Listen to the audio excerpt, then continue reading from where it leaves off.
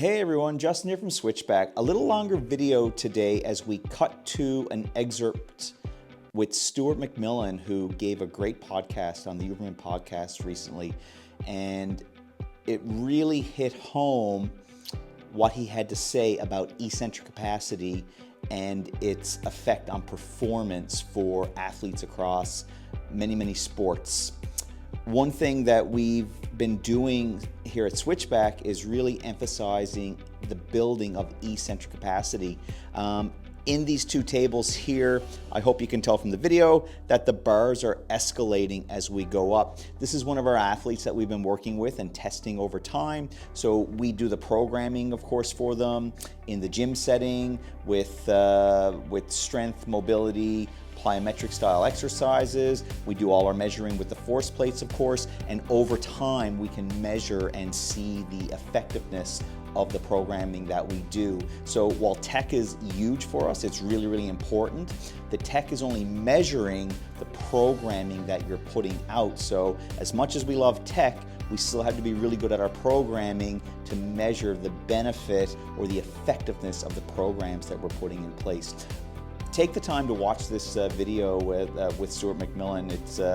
It's really great, and it really drives home the importance of eccentric capacity and performance. We apply this to our athletes, but we also apply it to our regular rehabilitation clients as well. So whether an athlete needs to react really quickly to some change in the playing field, if you will, an alpine skier descending through the gates, a mountain biker doing a downhill portion of an enduro, or somebody who had a bad back or a bad knee and suddenly they need to be able to react so they don't slip on the ice that we're experiencing the melt freeze cycles that we've been going through as of late. So check out this next video by Stuart. This is all a little more technical in nature, but really wanted to highlight how important eccentric capacity is, and we're working on this with all of our clients, all of our athletes, to make everybody stronger and more reactive and safer for sport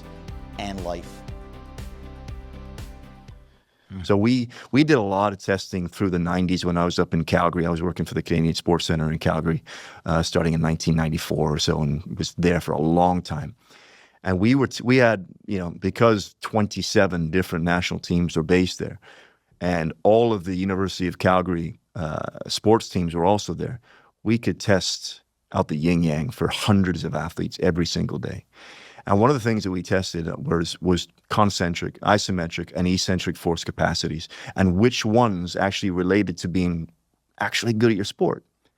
And almost every single sport, the concentric force capacity, and you pick the one, whether it's peak, whether it's rate of force application, whether it's time to peak, concentric force capacity just did not at all differentiate between the elite performers in that sport and the sub-elite performers in that sport.